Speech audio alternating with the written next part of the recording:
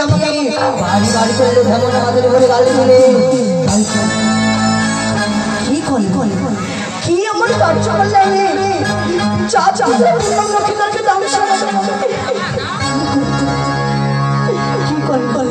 কি কল লাগালে আজ ওই চার চাকরি দুর্লভ লক্ষ্মীদের আমি বিবাহ দিতে পারবো কি করবো কোথায় যাবো তাই তো পিতা বলেছিল ওরে পরিতাবতী যদি তুই কোনো বিপদে পড়িস যদি দিদিনে তোর আগে স্মরণ করবি সেটা উত্তম যুক্তি দিয়ে তোর জয় গাড়ি সব সম্পূর্ণ করবি তাই বিলম্ব নয় অতি শীঘ্র আজ আমি আমার দিদি নেতুলাকে আমি স্মরণ করবো কোথায় দিদি নেতুলা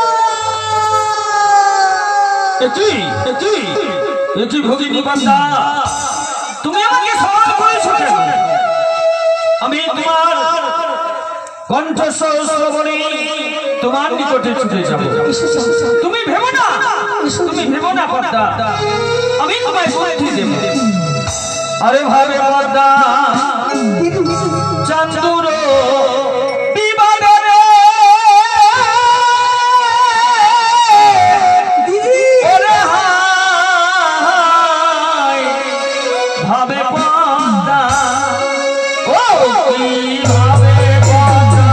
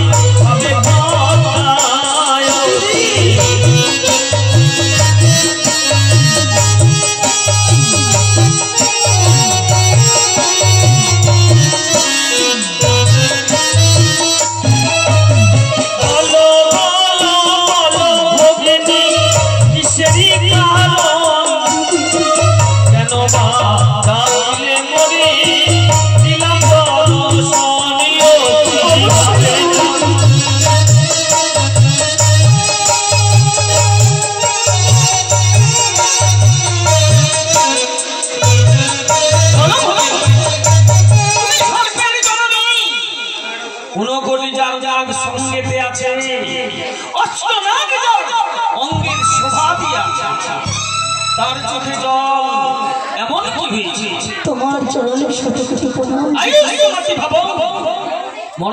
তোমার পূর্ণ। তবে শোনো দিদি বলো আজ তোমাকে কেন ডেকেছি আরে শোনো শোনো রে দিদি বলি যে তোমারে বলো দিদি কবি বলা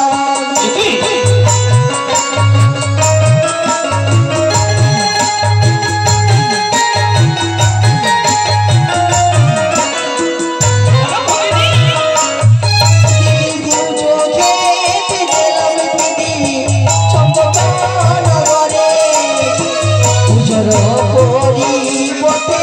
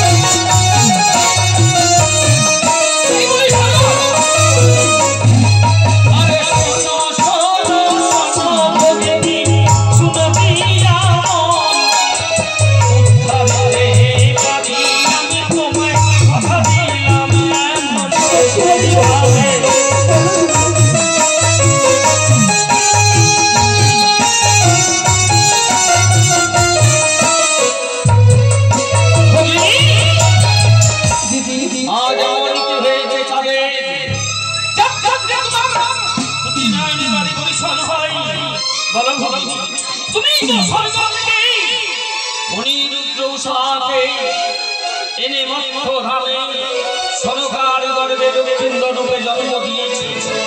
তোমার কারণেই লক্ষ্মীন্দর দিনের পর দিন বড় হতে চলেছে। তুমি তো বিধাতাকে বলেছিলে তারাই শিক্ষা মাত্র 12 বছর হবে, আর তুমি কাঁদছো কেন? এই 12 বছরের মধ্যে তুমি বিশ্ব বাজারে বিশ্ব পূজিতা হবে। ও দিদি, তুমি কি ভুলে গেছো?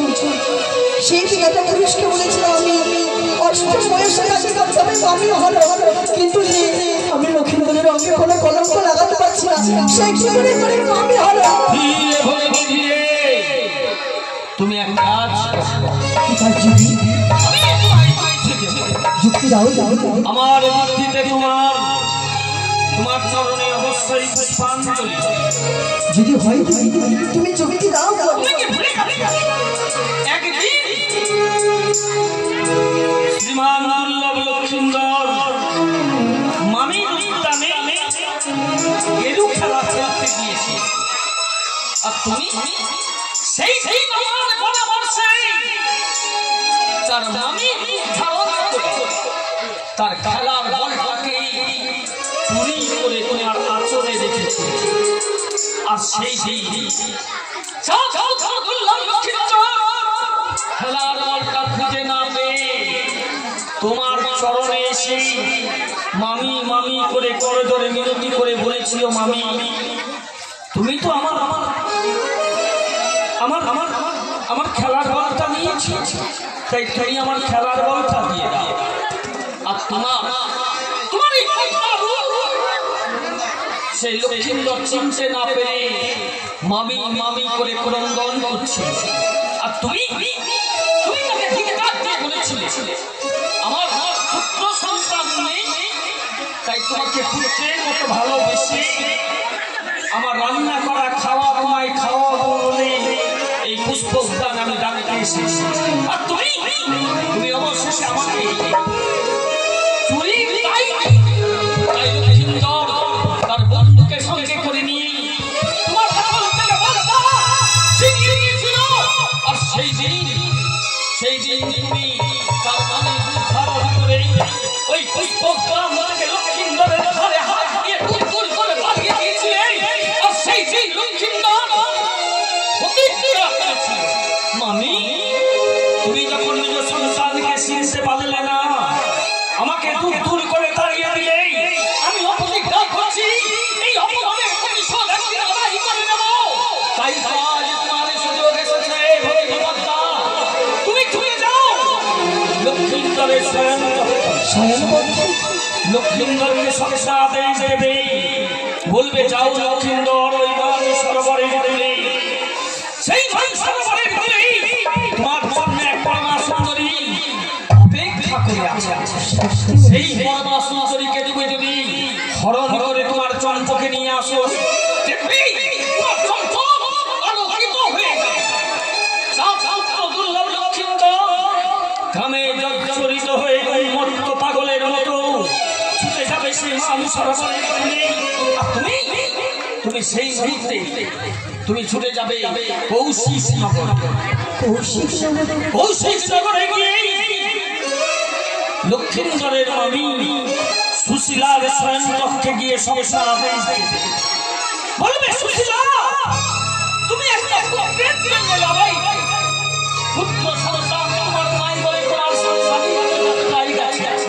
তুমি যদি মান সরোবরে চলে গিয়ে গঙ্গা স্নান করি ওই ঘাটে একটা দেবী মূর্তি স্থাপন করি তার চরণে জল পুষ্প দাও, তাহলে তুমি পুত্র বর পাবে। লক্ষ্মীন্দর আর মামির সঙ্গে যখন দেখা হবে তখনই পরিবের কথা মনে করে লক্ষ্মীন্দর মামিকে করবে চরম অপমান, তার নারীত্বটাকে কলঙ্কের কালিমায় অপভক্ত করে দেবে। আর যখন শুনতে হবে